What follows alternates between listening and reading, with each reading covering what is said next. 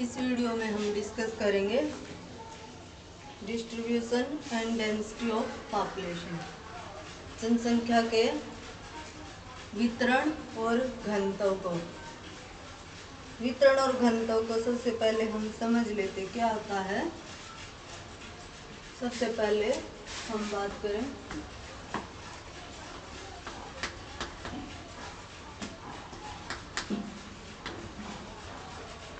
Distribution and density of population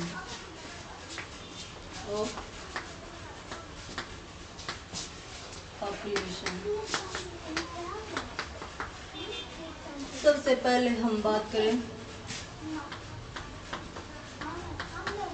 distribution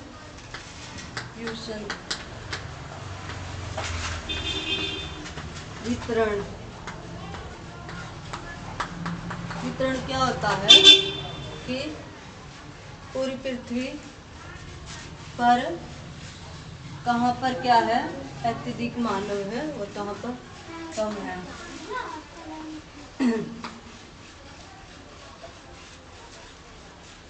ये हमारी पूरी पृथ्वी है, ये उत्तरी गोलार्ध है और ये दक्षिणी गोलार्ध है।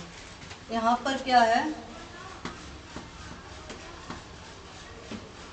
अत्यधिक पॉपुलेशन रहती है उत्तरी गोलार्ध में, और दक्षिणी में जल की अधिकता के कारण कम पॉपुलेशन रहती है।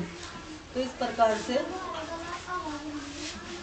जनसंख्या के वितरण में हम यही देखते हैं कि कहाँ पर अत्यधिक पॉपुलेशन है और कहाँ पर कम है। विश्व का कितना 90% पॉपुलेशन केवल कितने भाग पर है 10% भूमि पर निवास करती है। विश्व की 90% पॉपुलेशन 10% भाग पर ही निवास करती है, जबकि विश्व की 10% पॉपुलेशन 90% भूमि पर फैली हुई है। इस प्रकार से जैसे जो मरुस्थलीय भाग होते हैं या बहुत अधिक ठंडे या आर्द्रता वाले बहुत अधिक ठंडे या मरुस्थलीय शुष्क भाग या बिल्कुल उष्ण आर्द्र भाग होते हैं, उनमें क्या है पॉपुलेशन के लिए रहने के लिए कंडीशन अच्छी नहीं होती। तो वहाँ पर क्या है बहुत बड़े एरिया में ही बहुत सीमित कहीं पर ही पॉपुलेशन का थोड़ा बहुत ही वितरण मिलता है, जबकि कुछ क्षेत्र जैसे समुद्र तटीय क्षेत्र हो गए, नदियों की बेसिन या डेल्टा क्षेत्रों में जो एरिया होते हैं, जलोढ़ मिट्टी का एरिया होता है, वहाँ पर अत्यधिक पॉपुलेशन रहती है। मानसूनी रीजन हो गए, शीतोष्ण रीजन हो गए, इनमें क्या है पॉपुलेशन अत्यधिक रहती है, क्योंकि ये क्या है मानव के निवास के योग्य होते हैं ये वाले क्षेत्र। तो इस प्रकार से वितरण में हमने बात की है कि किस प्रकार से होता है वितरण, यानी कि एक हिसाब से फैलाव कहाँ पर अत्यधिक है और कहाँ पर कम है।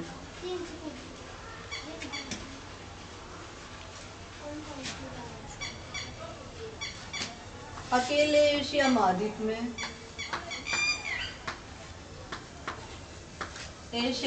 में 60% पॉपुलेशन है, यानी कि विश्व का 2/3 पॉपुलेशन किस में है केवल और केवल एशिया महाद्वीप में रहती है। फिर इसके बाद आते हैं हमारे, जबकि अंटार्कटिका और ग्रीनलैंड में क्या है बर्फ से ढके होने के कारण क्या है आज भी जन विहीन क्षेत्र माने जाते हैं। ग्रीनलैंड और अंटार्कटिका महाद्वीप।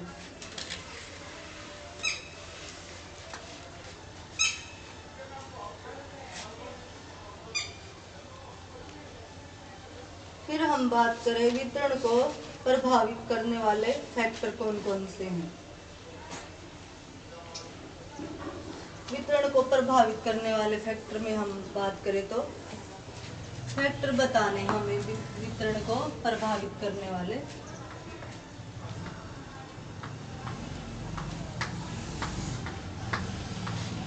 को प्रभावित करने वाले कारक।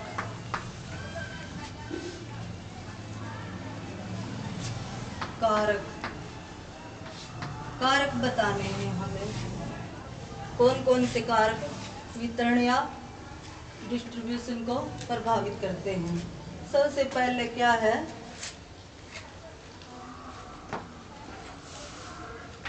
नंबर 1 पर है फिजिकल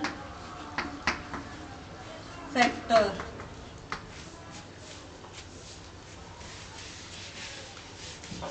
फैक्टर बताने हैं हमें।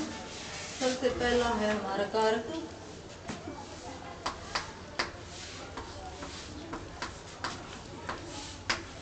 फिजिकल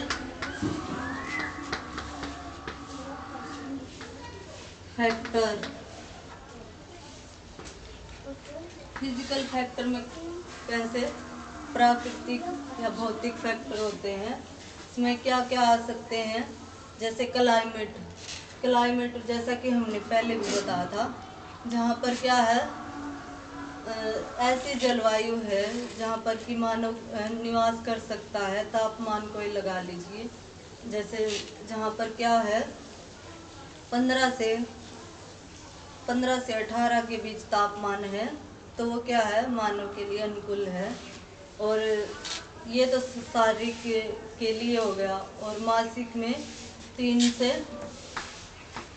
5 डिग्री सेल्सियस टेम्परेचर मानव के लिए अनुकूल माना जाता है।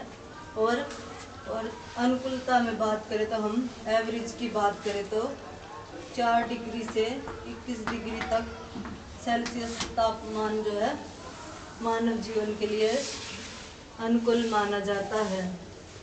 और इसी प्रकार से इसमें जैसे फिजिकल में हम बात कर रहे हैं, जैसे क्लाइमेट हमने डिस्कस किया है कि कहाँ पर कितना तापमान आ जाता है क्लाइमेट में। कि आर्द्रता की बात करें, फिर क्लाइमेट में है तापमान, वर्षा, आर्द्रता आ गया क्लाइमेट में। तो इस प्रकार से हम देख सकते हैं जहाँ पर क्या है तापमान मानव जीवन के लिए मीडियम है, वहाँ पर क्या है मानव निवास करेगा। शीतोष्ण में और तटीय क्षेत्रों में जहाँ पर समकालीन जलवायु पाई जाती है, और मानसूनी रीजन्स में। इसके अलावा ग्रीनलैंड और जो शुष्क मरुस्थलीय भाग होते हैं, और ठंडे क्षेत्र होते हैं, और बहुत अधिक गर्म क्षेत्र होते हैं, आर्द्र क्षेत्र होते हैं, वहाँ पर मानव निवास कम मिलता है।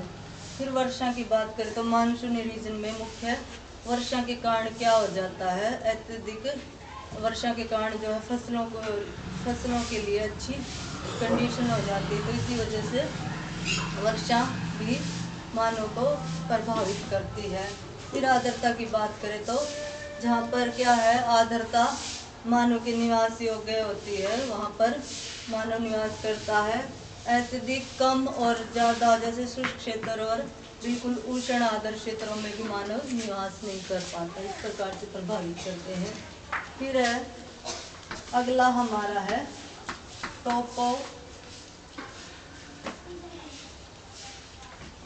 टोपोग्राफी।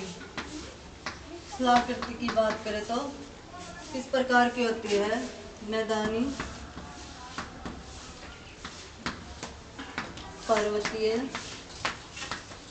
पठारी। इस प्रकार से सबसे अधिक मानव कहाँ पर निवास करते हैं? मैदानी क्षेत्रों में करते हैं। और पर्वतीय और पठारी भागों में क्या है, ऊंचाई बढ़ने के साथ साथ तापमान भी कम हो जाता है और पर्वतीय क्षेत्रों में परिवहन, सिंचाई इत्यादि की मानव बस्तियां बसाने में क्या है, बाधाएं आती है। तो इसी वजह से जो है मैदानी भागों में अत्यधिक पॉपुलेशन पाई जाती है।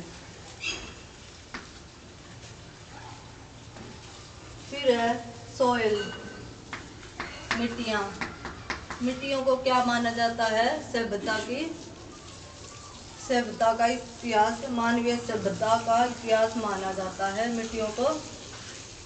और मिट्टियों से क्या है कि जैसे जहाँ पर क्या है मिट्टियाँ अच्छी है वहाँ पर फसल अच्छी रहेंगी, तो इसी वजह से मिट्टियाँ भी क्या है मानव को अपनी ओर आकर्षित करती हैं। जहाँ पर बंजर भूमि होगी और वहाँ पर फसलें इत्यादि नहीं उगाई जाती, तो वहाँ पर भी कम मानव का निवास पाया जाता है। जैसे मैदानी भागों में कहीं कहीं घाटियों में ही मानव का बसाव मिलता है, जबकि मैदानी भागों में मिट्टी अत्यधिक होने के कारण क्या है, मिट्टी की परत अत्यधिक होने के कारण अत्यधिक जनसंख्या का जमाव मिलता है। एग्जाम्पल के तौर पर हम देख सकते, जैसे मैदानी क्षेत्रों में, गंगा के मैदानी क्षेत्रों में अत्यधिक पॉपुलेशन है, जबकि जम्मू कश्मीर पथरीला एरिया है, तो वहाँ पर पॉपुलेशन कम मिलती है। फिर इसके बाद हम बात करें मिनरल्स।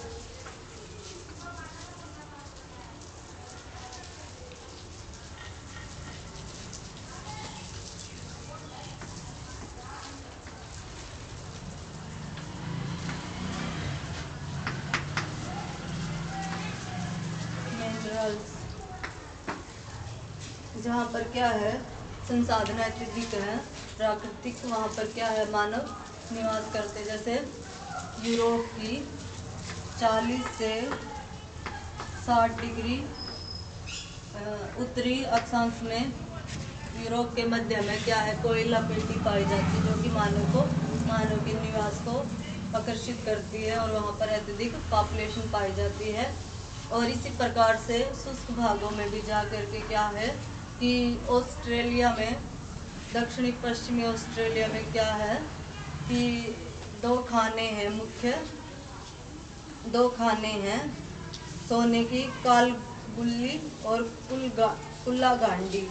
ये दो खाने हैं ऑस्ट्रेलिया में, तो इसी वजह से वहाँ पर भी मानव का निवास हो गया है संसाधनों के कारण। और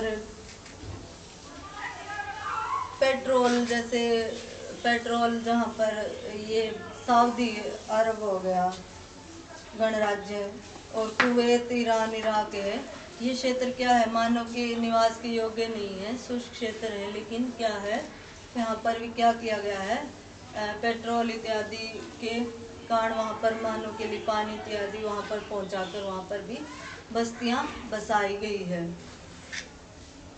इस प्रकार से हम भूगोल में बहुत सारे एग्जाम्पल देख सकते हैं जहाँ पर क्या है मानव निवास के योग्य न होने पर भी वहाँ पर संसाधन इत्यादि से प्रभावित होकर बस्तियाँ बसाई गई हैं। फिर अगला आता है हमारा वाटर बॉडीज में। अगला आता है हमारा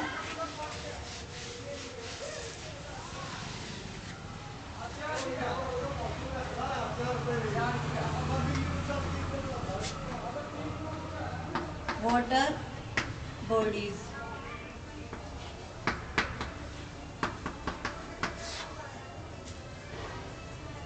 न्यूयॉर्क जो कि उत्तरी अमेरिका के हैं, न्यूयॉर्क और London, Tokyo, Shanghai, Singapore, Kolkata, Mumbai, Chennai इत्यादि जलीय जो है तट की पतन की जो है फैसिलिटी के कारण इनको बसाया गया है। फिर अगला है हमारा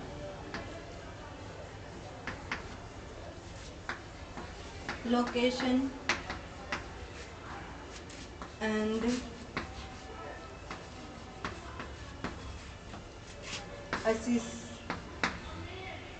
असिबिलिटी अभिगमता, स्थिति एवं अभिगमता भी प्रभावित करती है। और दोनों में क्या है, घनिष्ठ संबंध है। दोनों में घनिष्ठ संबंध है, यानी कि पहुंच, किसी स्थान पर पहुंच इत्यादि के कारण भी, परिवहन इत्यादि की पहुंच के कारण भी वो विकसित हो जाता है। आगमन की सुविधाओं आदि के कारण आकर्षित हो जाता है। ये तो थे फिजिकल फैक्टर। अभी हम ह्यूमन फैक्टर में बात करेंगे। ह्यूमन फैक्टर किस प्रकार से प्रभावित करते हैं। नंबर 2 पे है ह्यूमन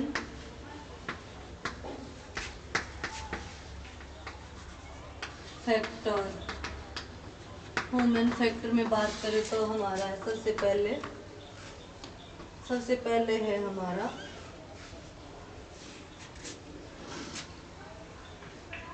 इकोनॉमिक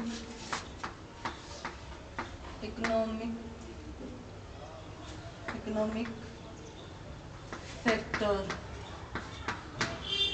जहाँ पर क्या है, आर्थिक कार्यों के लिए आवश्यक संसाधन होते हैं, जैसे कृषि इत्यादि संसाधन कुछ भी हो सकता है, जिससे उद्योग धंधे इत्यादि, वहाँ पर क्या है, मानव का निवास रहेगा।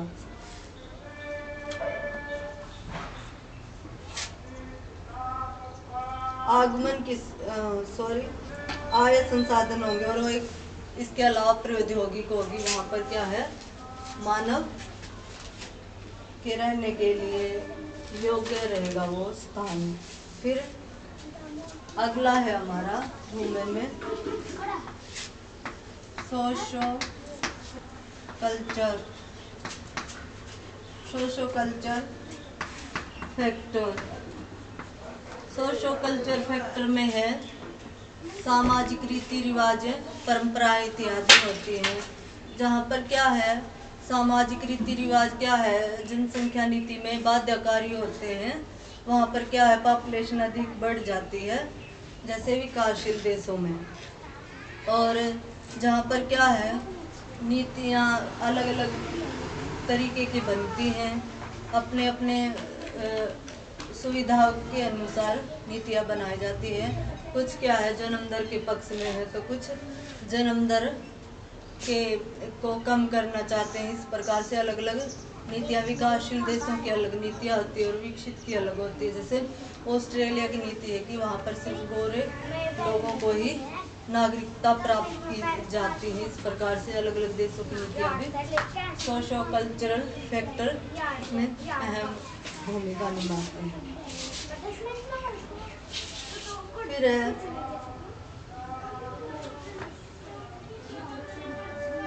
सी हमारा है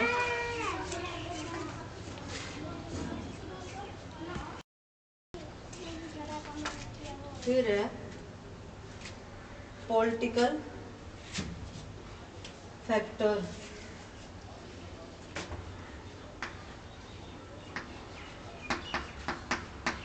पॉलिटिकल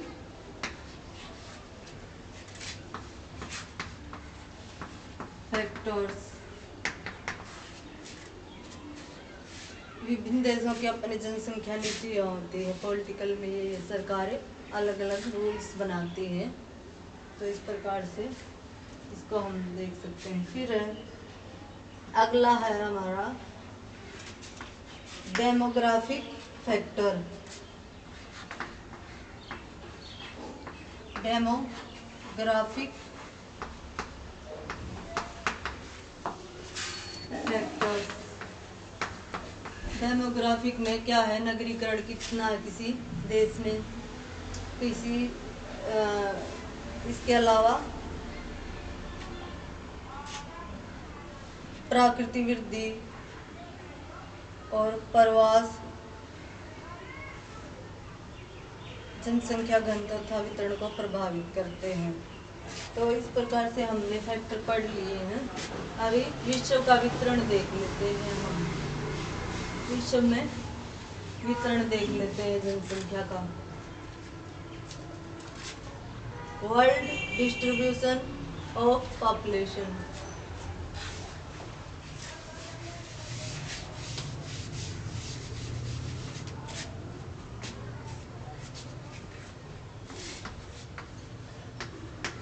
वर्ल्ड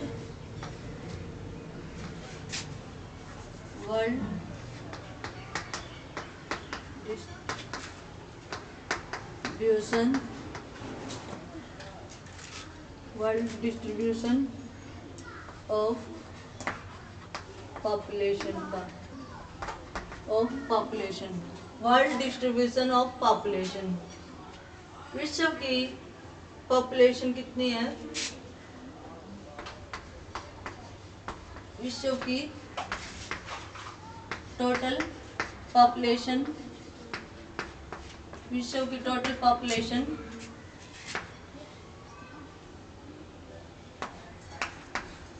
714 करोड़। आंकड़े अभी थोड़ा इससे, जैसे पहले का 2011 का डाटा है, तो 2011 के हिसाब से हम डिस्कस कर रहे हैं। अभी तक ये चला हुआ है, फिर भी आप अगर चेक करना चाहे तो चेक कर सकते हैं। तो थोड़ा बहुत बढ़ेगा इस प्रकार से, अराउंड के हिसाब से देख लेते हैं।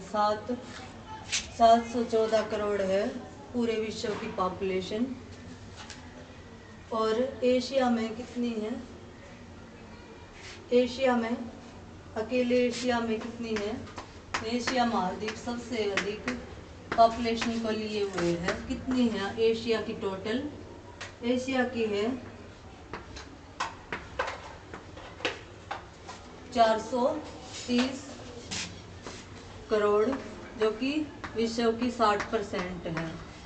और इस प्रकार से भी मान सकते हैं 2/3 पॉपुलेशन है पूरे विश्व की। फिर इसके बाद आता है स्थान दूसरे नंबर पर अफ्रीका महाद्वीप में, दूसरे नंबर पर। फिर तीसरे नंबर पर है यूरोप की पॉपुलेशन, वही औद्योगिक पेटी और पश्चिमी यूरोप में अत्यधिक पॉपुलेशन पाई जाती है। फिर उत्तरी अमेरिका का स्थान आता है 4th नंबर पर। फिर आता है दक्षिणी अमेरिका। फिर इसके बाद आता है हमारा 6ठे नंबर पर ओशिनिया, जिसमें पपुआ न्यू गिनी, ऑस्ट्रेलिया और न्यूजीलैंड को शामिल किया जाता है। पहला स्थान है महाद्वीपों के हिसाब से एशिया का पॉपुलेशन में। दूसरे नंबर पर अफ्रीका आता है। फिर यानी कि दोनों ही विकासशील देश आ गए। फिर क्या है, 2 विकसित देश आ गए, यूरोप और अमेरिका, ऐसे भी याद रख सकते हैं। फिर क्या है, दक्षिणी अमेरिका विकासशील में आ गया। फिर ओशिनिया आ गया हमारा विकसित में। यानी कि पहले पहले विकासशील देश, फिर 2 विकसित आ गए, फिर एक विकासशील आ गया, फिर दूसरा विकसित आ गया। ऐसे भी सीक्वेंस हम देख सकते हैं, थोड़ा सा आइडिया हो जाएगा।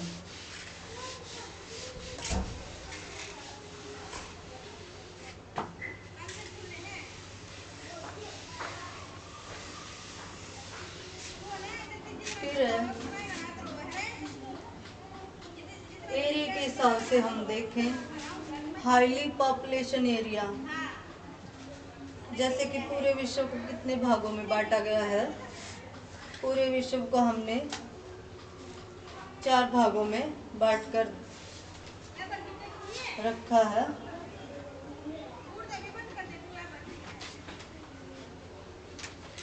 तो किस प्रकार से हम अगर बात करें, हाईली पॉपुलेशन एरिया में कौन कौन से क्षेत्र आ जाएंगे? हाईली पॉपुलेशन एरिया में आता है हमारा, एक तो आ जाता है हमारा पूर्वी एशिया, चीन के साथ लगता है क्षेत्र। फिर दूसरा है दक्षिणी पूर्वी एशिया, जिसमें मानसूनी रीजन आ जाते हैं अत्यधिक पॉपुलेशन वाले क्षेत्र में। और यूरोप का मध्यवर्ती पेटी 40 से 60 उत्तरी अक्षांश के बीच।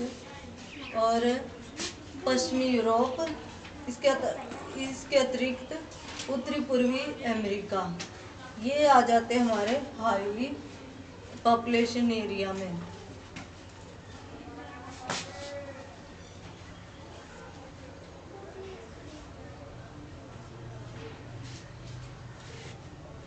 फिर है एशिया के अनुसार हम देखें तो पॉपुलेशन के देशों को अत्यधिक से कम की ओर, एशिया की बात करें, एशिया में अधिक से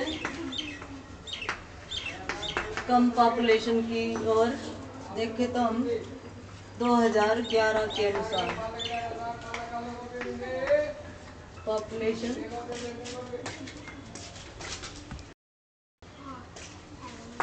पहले नंबर पर है हमारा, पहले नंबर पर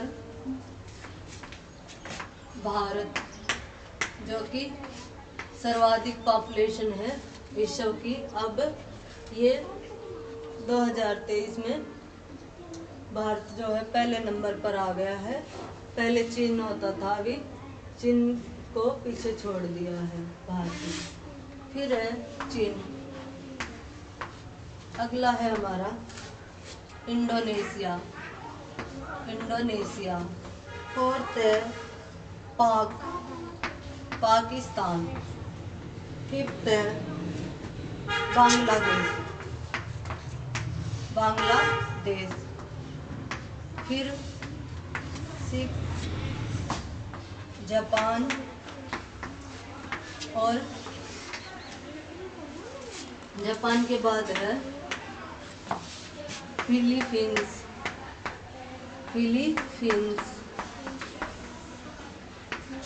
फिर अगला है वियतनाम। फिर है 9 थाईलैंड।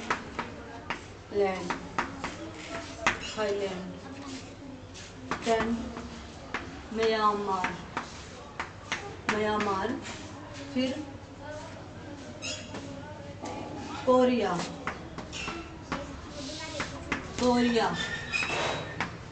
फिर है नेपाल। और फिर मलेशिया। यहाँ पर मैंने मेनली 13 ही बताए हैं। इनमें से पता चल ही जाता है, ज़्यादा हो जाएंगे तो फिर इतने याद भी नहीं रह पाते। जैसे शुरुआत में हमारा है भारत पहले नंबर पर।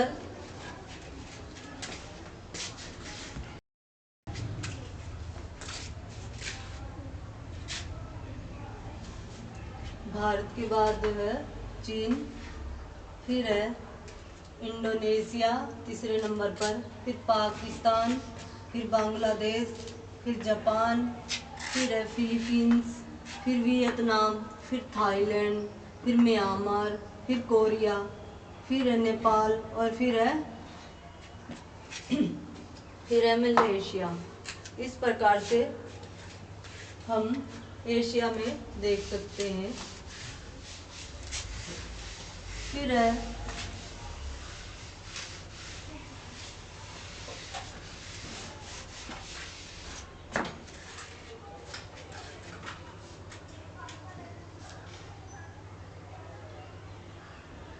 एशिया में 10 से 40 उत्तरी अक्षांश के बीच उष्ण उपोष्ण तथा मानसूनी जलवायु के कारण पॉपुलेशन अत्यधिक पाई जाती है। यानी कि अगर हम सिर्फ एशिया की बात करें तो 10 डिग्री से शुरू होकर 40 डिग्री तक पॉपुलेशन का अत्यधिक विस्तार पाया जाता है।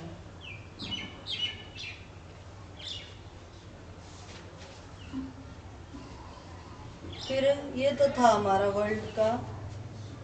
फिर हम बात करें, इसके बाद हम बात करें भारत में राज्यानुसार, सिर्फ भारत का, भारत में राज्यानुसार वितरण दिखाना है।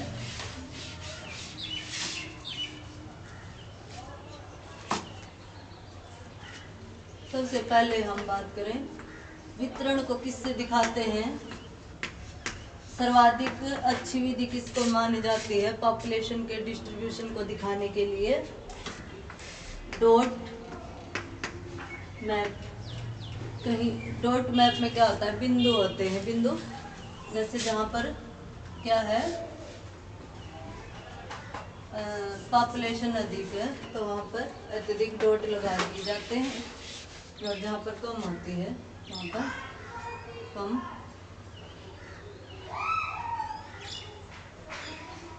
इस प्रकार से ये हमारे जैसे मैप है तो हम कैसे लगाते हैं, इस प्रकार से डॉट लगा करके हम क्या कर देते हैं, पॉपुलेशन को दिखा देते हैं। इस प्रकार से डॉट के माध्यम से हम पॉपुलेशन को, ये है वितरण दिखाने की सर्वाधिक महत्वपूर्ण और अच्छी विधि मानी जाती है। तो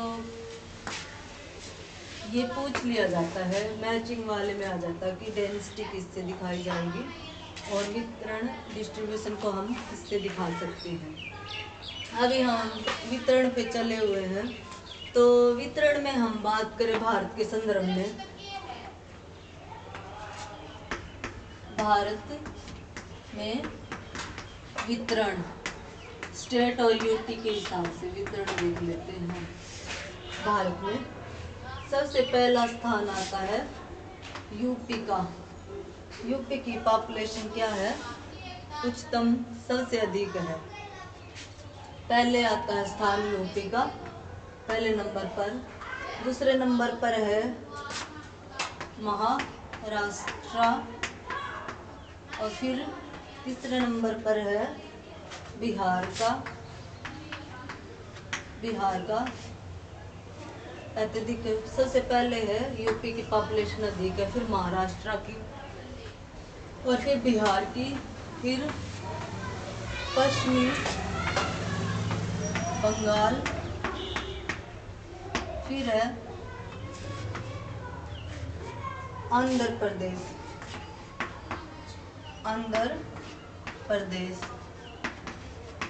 फिर है मध्य प्रदेश, फिर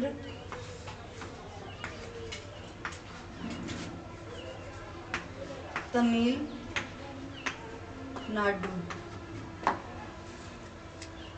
8वें नंबर पर है राजस्थान,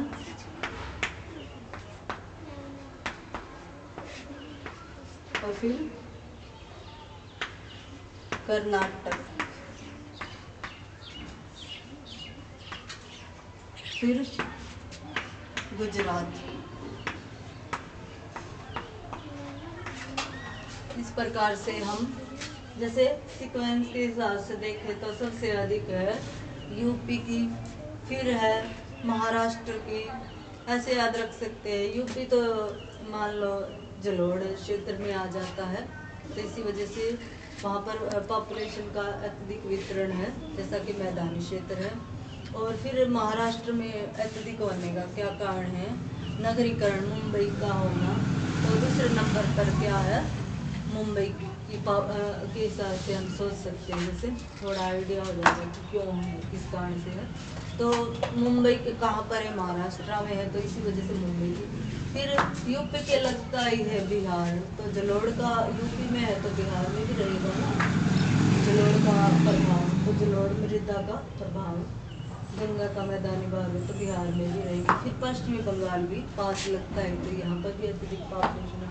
आंध्र प्रदेश में क्या है, कावेरी इत्यादि के डेल्टा के कारण वहाँ पर भी क्या है, अत्यधिक पॉपुलेशन है। फिर मध्य प्रदेश में ऐसे ही बड़ा स्टेट है, तो मध्य प्रदेश में भी अत्यधिक पॉपुलेशन है। इसके बाद अंदर के बाद फिर तमिलनाडु में, तमिलनाडु भी आंध्रा के लगता है, इसमें भी सेम ही कंडीशन के हिसाब से रहेगी। फिर राजस्थान आ जाता है हमारा, फिर कर्नाटक आ जाता है, फिर गुजरात आ जाता है। वैसे तो कि मतलब हम जैसे ये 10 दिए हुए हैं, इनमें से आ ही जाएगा।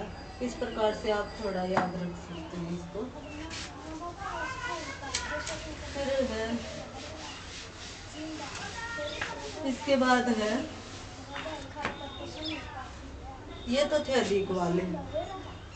अभी कम वाले देखने हैं हमें, यूटी भी हो सकते हैं वो, और स्टेट भी हो सकते हैं। कम में या निम्न पॉपुलेशन वाले 10 स्टेट या यूटी।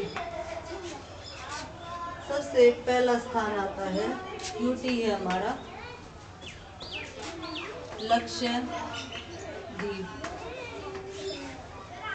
लक्षद्वीप। फिर अगला है हमारा दमन एवं दीप। ये केरला के नज़दीक पड़ता है और ये गुजरात के नज़दीक पड़ता है। लक्षद्वीप आता है केरला के नज़दीक है, और ये दमन द्वीप, ये दोनों ही यूटी है, इनकी पॉपुलेशन कम है। फिर है दादरा है नगर हवेली, दादरा एवं नगर हवेली। लक्षद्वीप के बाद दोनों क्या है, दादा वाले हैं। फिर फोर्थ पे है हमारा अंडमान निकोबार। फिर है इतने, ये तो हमारे आगे जैसे बिल्कुल यूटी में। फिर हम स्टेट में आ जाते हैं, इनके बाद स्टेट शुरू हो जाते हैं, और स्टेट को हमें पहले में रखना होता है। तो हम बिल्कुल जैसे अभी स्टेट हो गया हमारा शुरू, सिक्किम पहले नंबर पर आता है। सिक्किम बहुत अधिक क्या है, पर्वतीय क्षेत्र है, तो इसी वजह से यहाँ पर पॉपुलेशन कम रह पाती है। तो ये स्टेट में निम्न में प्रथम स्थान पर आ जाता है यूटी के बाद। फिर सेकंड है हमारा मिजोरम। सेकंड है, जैसे इनमें से क्या है, अंडमान के बाद हम चंडीगढ़ को रख सकते हैं, फिर रख सकते हैं पांडुचेरी को, और इसमें रहता है हमारा मिजोरम।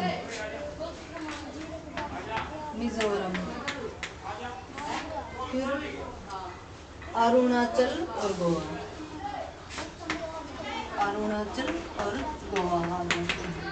सिक्किम, मिजोरम, अरुणाचल और गोवा। इस प्रकार से हमने वितरण में देख लिया है पॉपुलेशन की, भारत में भी और पूरे विश्व में भी।